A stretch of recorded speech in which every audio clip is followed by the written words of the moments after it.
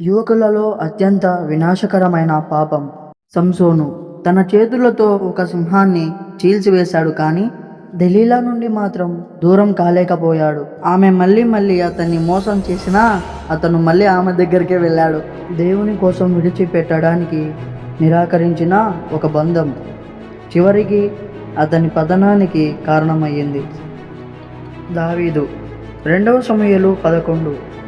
అతడు తన రాజభవనం మీద నుండి బెత్షెబాను చూశాడు. ఆ ఒక్క చూపు వ్యభిచారానికి దారి తీసింది. ఆ తరువాత ఆమె భర్త ఊరియా హత్యను దాచిపెట్టి కుట్ర అరికట్టని ఒక కోరిక, ఒక నిర్దోషి ప్రాణాన్ని బలి తీసుకుంది. సొలొమోను 1 రాజులు 11. పాత నిబంధనలో ఏ మనిషికి లేనంత జ్ఞానాన్ని దేవుడు అతనికి ఇచ్చాడు, కానీ దానిని ఉపయోగించి అతను 700 మంది భార్యలను 300 మంది ఉపపత్నులను సమకూర్చుకున్నాడు. అది అతని హృదయాన్ని దేవుని నుండి పూర్తిగా దూరం చేసేంత వరకు అతను సుఖన్వేషించాడు. అమ్నోన్ 2 సమూయేలు 13.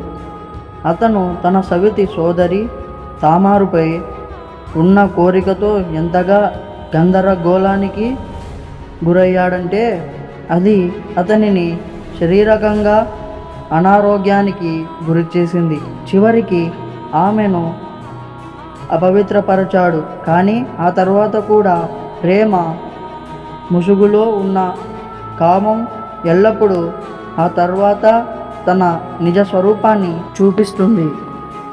వీరు దేవునిచే ఎన్నుకోబడిన బైబిల్లోని గొప్ప రాజులు మరియు యోధులు అయినప్పటికీ వారు పదే పదే విఫలమయ్యారు. అయితే నీవు మాత్రం కామాన్ని ఒక్కసారిగా పూర్తిగా జయించగలనని ఎందుకు అనుకుంటున్నావు?